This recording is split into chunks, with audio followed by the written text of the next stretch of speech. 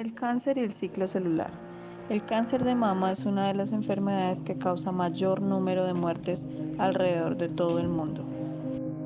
Los síntomas del cáncer de mama o algunas señales de advertencia son, por ejemplo, un bulto nuevo en la mama o en la axila, debajo del brazo, el aumento del grosor o hinchazón de una parte de la mama, la irritación o hundimiento en la piel de la mama, enrojecimiento o descamación en la zona del pezón o la mama, hundimiento del pezón o dolor en esa zona, secreción del pezón que no sea leche, incluso de sangre, cualquier cambio en el tamaño de la mama o en su forma, dolor en cualquier parte de la mama.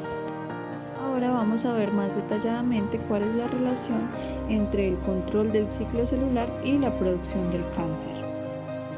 A medida que las células avanzan a través del ciclo celular, ¿van como si nada de una fase a la otra?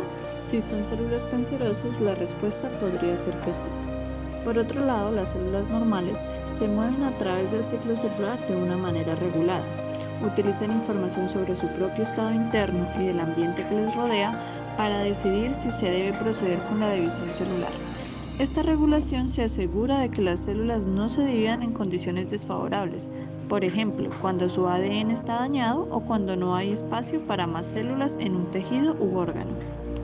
Hablemos ahora de los puntos de control del ciclo celular. Un punto de control es una etapa en el ciclo celular eucarionte en la cual la célula examina las señales internas y externas y decide si seguir adelante con la división o no.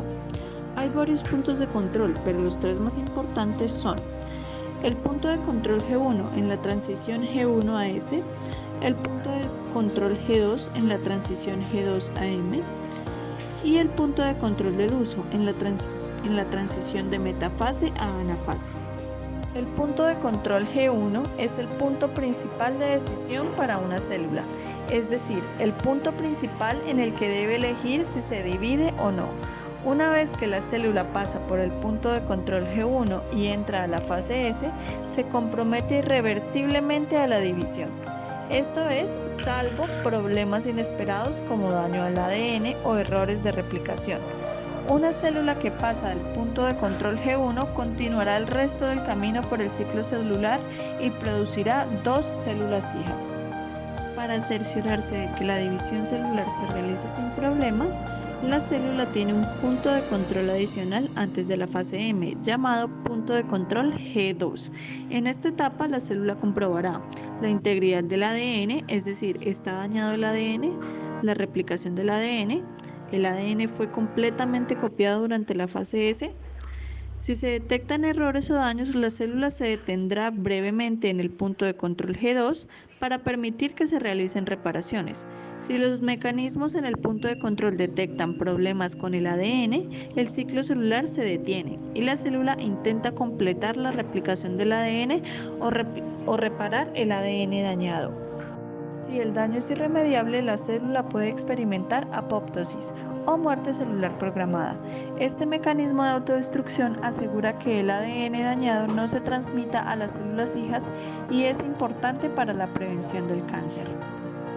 El punto de control M también es conocido como punto de control del uso. Aquí la célula examina si todas las cromátidas hermanas están unidas correctamente a los microtúbulos del uso. Debido a que la separación de las cromátidas hermanas durante la anafase es un proceso irreversible, el ciclo no procederá hasta que todos los cromosomas estén firmemente unidos a por lo menos dos fibras del uso de los polos opuestos de la célula. Ahora, ¿cómo funcionan en realidad los puntos de control? La respuesta general es que las señales internas y externas accionan vías de señalización dentro de la célula que activan o inactivan un grupo de proteínas centrales que impulsan el avance del ciclo celular. Preguntémonos ahora, ¿es importante el control del ciclo celular? Si le preguntas a un oncólogo, un médico que trata a los pacientes con cáncer, muy probablemente te responderá con un rotundo sí. El cáncer es esencialmente una enfermedad de división celular incontrolada.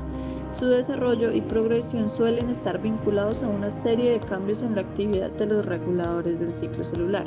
Por ejemplo, los inhibidores del ciclo celular evitan que las células se dividan cuando las condiciones no son las adecuadas, por lo que la reducción de la actividad de estos inhibidores puede promover el cáncer. Del mismo modo, los reguladores positivos de la división celular pueden conducir al cáncer si son demasiado activos. En la mayoría de los casos, estos cambios en la actividad se deben a mutaciones en los genes que codifican proteínas reguladoras del ciclo celular. ¿Qué hay de malo con las células cancerosas?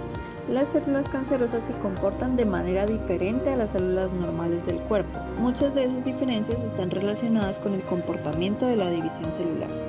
Por ejemplo, las células cancerosas pueden multiplicarse en un cultivo, fuera del cuerpo en una placa, sin que se adicionen factores de crecimiento o señales proteicas que estimulan el crecimiento.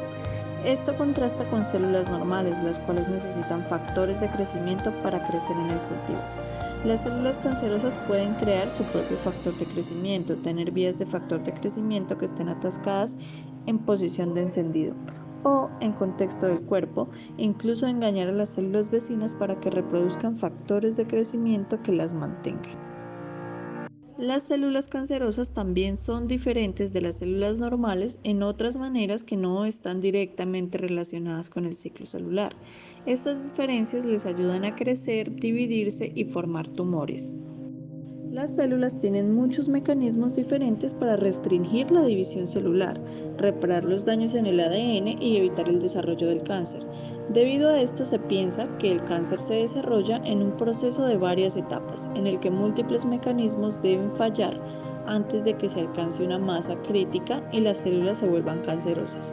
Específicamente, la mayoría de los cánceres emergen cuando las células adquieren una serie de mutaciones o cambios en el ADN que hacen que se dividan más rápidamente, evadan los controles de división internos y externos y eviten la muerte celular programada. La quimioterapia es uno de los tratamientos más efectivos para combatir el cáncer. Los medicamentos de quimioterapia atacan a las células en las diferentes fases del ciclo celular. Al entender cómo funcionan estos medicamentos, los médicos pueden predecir qué combinaciones de medicamentos tienen más probabilidades de tener un buen efecto. Los médicos también pueden planear la frecuencia de administración de las dosis en base a la duración de las fases celulares. Las células cancerosas suelen formar nuevas células con mayor rapidez, lo cual permite a los medicamentos de quimioterapia atacarlas con más facilidad. Sin embargo, los medicamentos de quimioterapia no pueden diferenciar entre las células sanas y las células cancerosas. Esto significa que las células normales son afectadas junto con las células cancerosas y esto causa efectos secundarios. Esto es todo por ahora, muchísimas gracias por su atención.